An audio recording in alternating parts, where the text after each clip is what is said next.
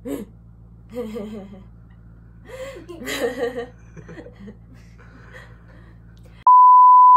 guys! Welcome to my channel. So, hindi na ako nakapag-intro kaninang umaga kasi nakalimutan ko. Pero, pumunta ako sa Taytay para mag-haul. So, ipapakita ko sa inyo kung ano itsura ng Taytay, ganyan. Tapos, itatrakan ko yun yung mga nabili ko for you guys. So, tara na!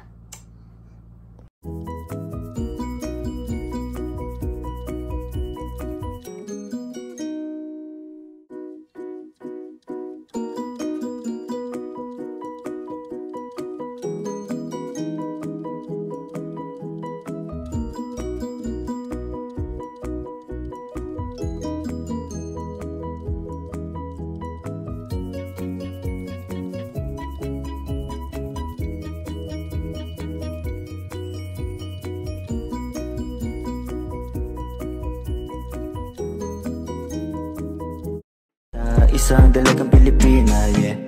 Dalagang Pilipina, yeah. Isang dalagang Pilipina.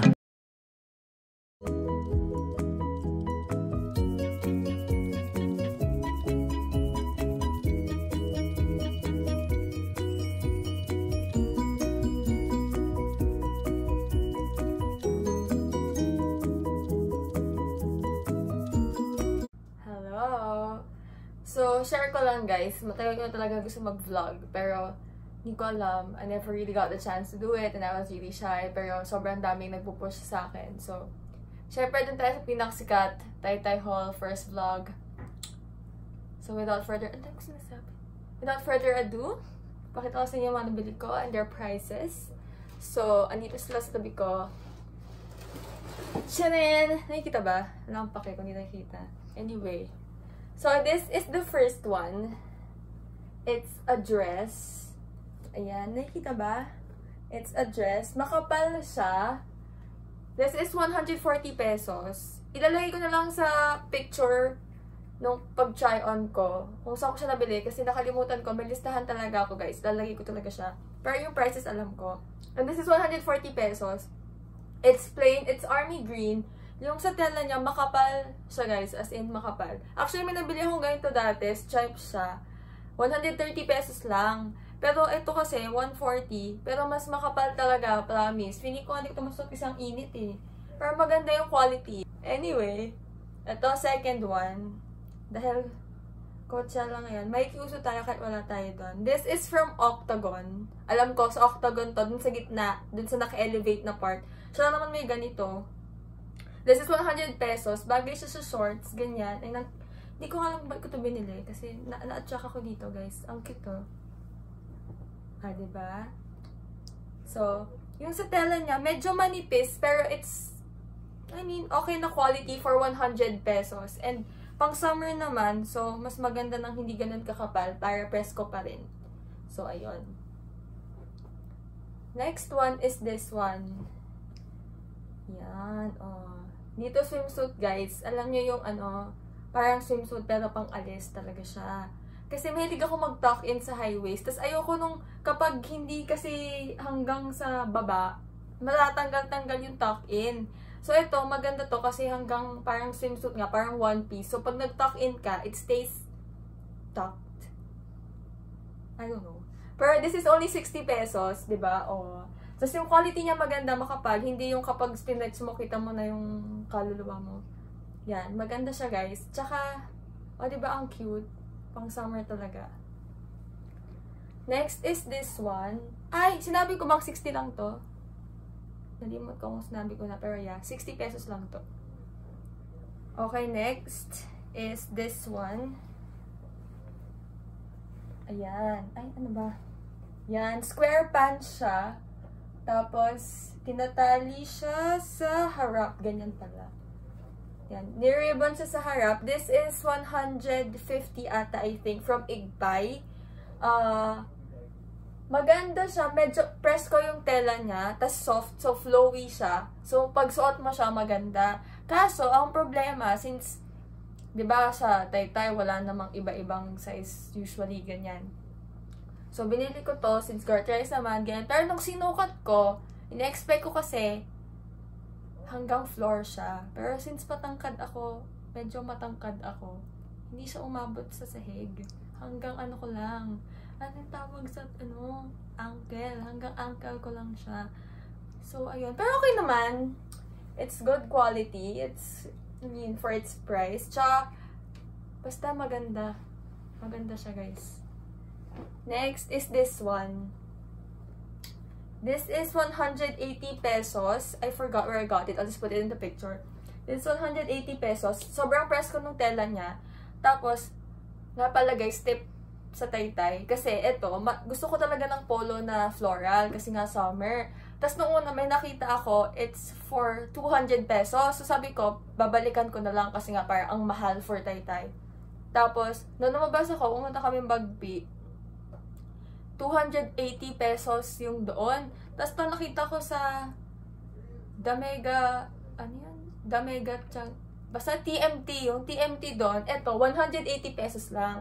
So, yung tip ko sa inyo, if you have the time and if you're on a budget, kapag may nakita kayong, kuya may nakita kayo sa pagpasok nyo sa Bagpi, ganyan nakita nyo na gusto nyo yung damit, tandaan nyo na lang kung ano yung pasilyo number, ganyan, kung may time kayo, para makapag-ikot pa kayo, kasi minsan merong mas maganda, tas cheaper pa, o kaya same product, same quality, tas cheaper, para yun na lang bibilhin nyo. Tas kung may time kayo, tas wala kayong nakita, babalikan nyo na lang, di ba? Kaya sa bibili kayo agad, tas makakita pala kayo ng mas maganda. Sad. Yan.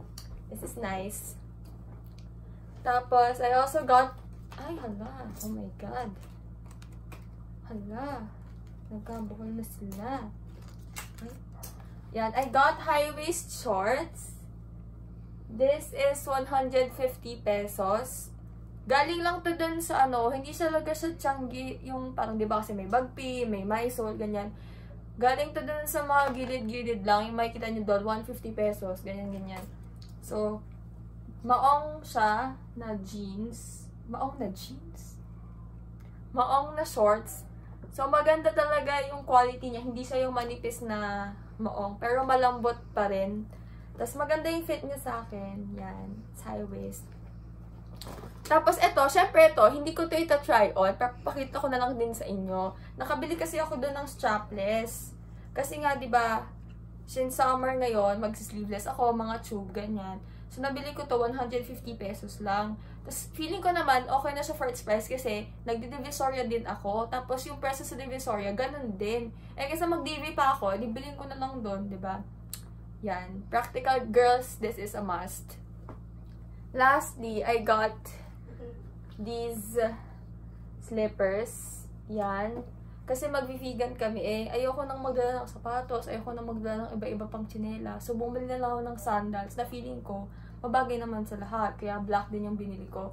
This is 2 for 180. Pero since share kami ng sister ko, 180 pa rin sa akin. Isa kanya yung isa. Yan. This is 2 for 180. Maganda naman. It's Marky na made. I've bought sandals like this before. Marami na akong nabiling ganito. Actually, meron akong ganito talaga. Iba lang yung kulay, pero nawawala na. So, maganda naman yung quality. Matagal naman siya. Hindi naman madali mapigtas yung sa mga ganito. Wag yun na ipapangat-ngat sa asa. So, ayun. That's all I've bought. On a budget kasi ako, kaya hindi ako masyadong nag-splurge. Pero, I have tips for you guys if you wanna go to Taytay. First is, you should go early. Kasi kami kanina, nakadating kami sa Taytay, 5 PM. Tas ang Changi kasi doon, merong Bagpi, merong Mysol, merong Maswerte, merong Igpay, merong yung bago, yung TMT, tapos, ano pa ba yung nandun? Basta alam ko around 6, 7, or 8 yung Changi na nandoon. So, it took us 4.5 hours para maikot yun lahat.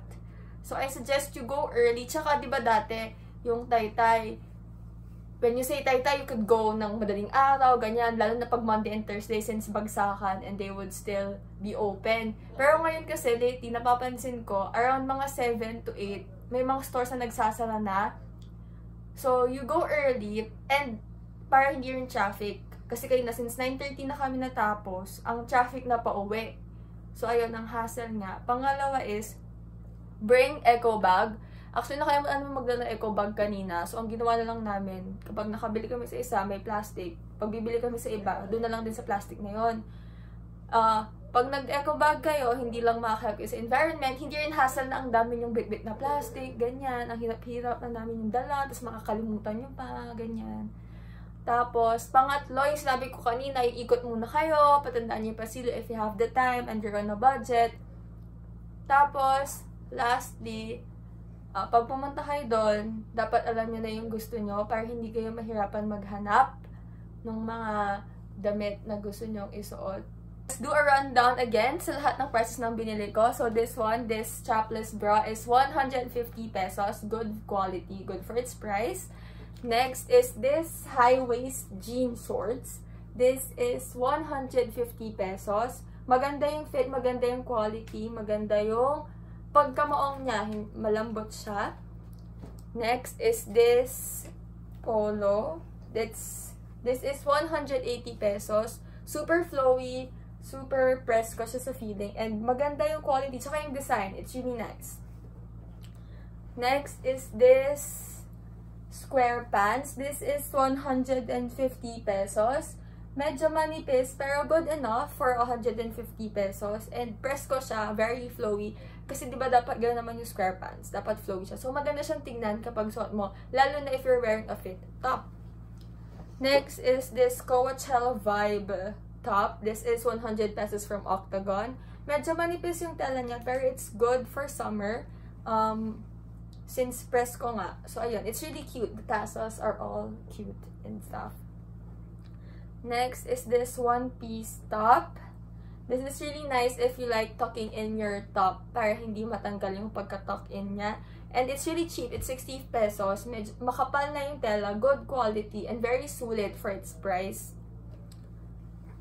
Lastly, this dress. This is 140 pesos. It's stretchable. Sabi nung ate doon nga pala, it could fit sa small until very light large. Yun yung pagkakasabi niya talaga. Hindi lang yung sinabing small to medium. Pero, yeah. This is nice. Medyo malaki naman yung sinistretch na do. Feeling ko kasi sa large. Yeah, makapal siya, 140 pesos. Tapos, the sandals I got, these are 2 for 180. So, technically, 90 lang yung sa akin dito. So, sa lahat ng nabili ko, ang nagastos ko is 1,020. I got 1, 2, 3, 4, 5, 6 pieces of clothing, 1 strapless bra, and a pair of sandals. So that's a total of 8 items. So not bad for 1,020 pesos. Kasi kung pumunta ka sa mall, sa Forever 21, sa H&M, Uniqlo, ganyan, yung 1,020 mo, dalawa at most, or isa, if you're really picky about what you get. Tapos yung, isipin mo guys, shorts, highway shorts na maong 150 pesos. I got shorts from H&M nung Christmas. It's like 700 pesos. Sis, 4 na highways na yun sa Taytay. So think before you go to malls, don't feed into their capitalism. Whatever, Cheska. Just go to Taytay, guys. Visit if you can. And ayun lang. So I hope you enjoyed the video. I hope you learned from my tips when going to Taytay. And I hope you like and subscribe. See you next time. Bye-bye.